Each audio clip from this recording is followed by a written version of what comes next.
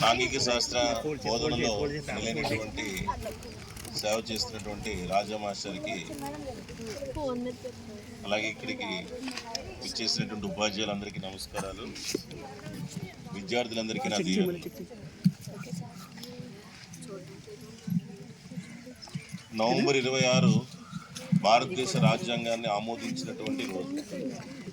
So రాజ్యాంగము అంటే ఏమిటి? రాజ్యాంగము అంటే ఒక రాష్ట్రాన్ని పరిపాలించడానికి అవసరమయ్యేటువంటి నియమాలు ఉండేటువంటి ఒక పుస్తకం. అలాగే ప్రతి పౌరుడు ఏ విధంగా మెలగాలి, పౌరుడికి ఇచ్చినటువంటి ఆదేశ సూత్రాలేంటి, ప్రాథమిక హక్కులేంటి, ఇవన్నీ కూడా ఆ పుస్తకం తెలియజేస్తుంది.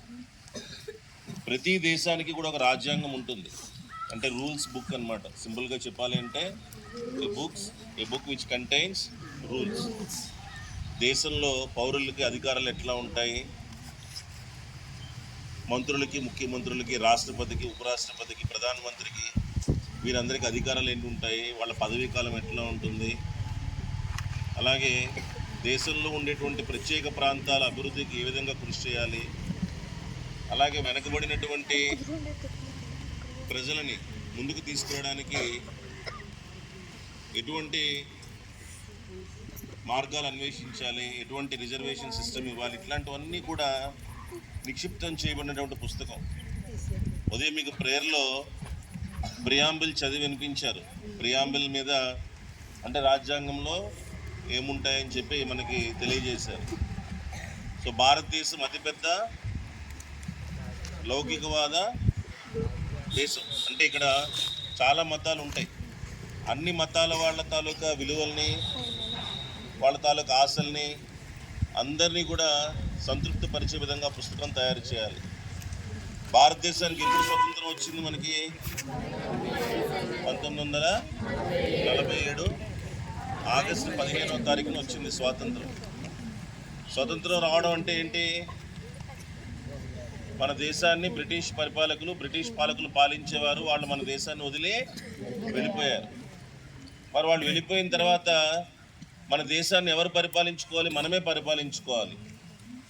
దాన్ని ఏ విధంగా పరిపాలించుకోవాలనేటువంటి విధి విధానాలు తయారు చేయడానికి ఒక కమిటీని అప్పుడు ఉండేటువంటి పెద్దలందరూ కలిసి ఏర్పాటు చేశారు. దానికి బాబు రాజేంద్ర ప్రసాద్ గారు అధ్యక్షతన, బిఆర్ అంబేద్కర్ గారి నిర్దేశంలో చాలామంది సభ్యులు పనిచేశారు. అవన్నీ కూడా పిల్లలు చెప్తారు మీకు. అందుకే నేను చివరిలో మాట్లాడుతానంటే మాస్టర్ ఏదో మాట్లాడమని ఇచ్చారు. నాకు అవగాహన తక్కువ, నాకంటే కూడా మీకే బాగా తెలుసు. ప్రిపేర్ అయిన పిల్లలు బాగా మాట్లాడతారు నాకంటే.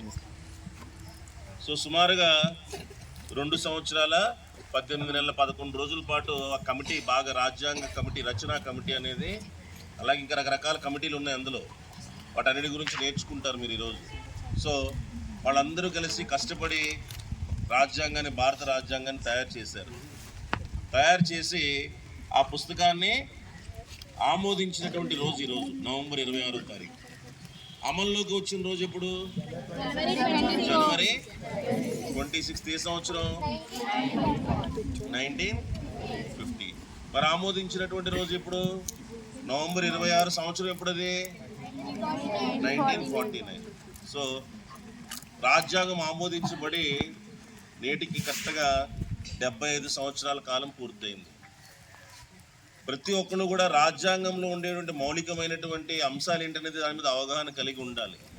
ఆ అవగాహనని పెంచడానికి ఒక చక్కటి కార్యక్రమాన్ని ఏర్పాటు చేసినటువంటి సాంఘిక శాస్త్ర ఉపాధ్యాయులందరినీ కూడా ఈ సందర్భంగా అభినందిస్తూ, విద్యార్థి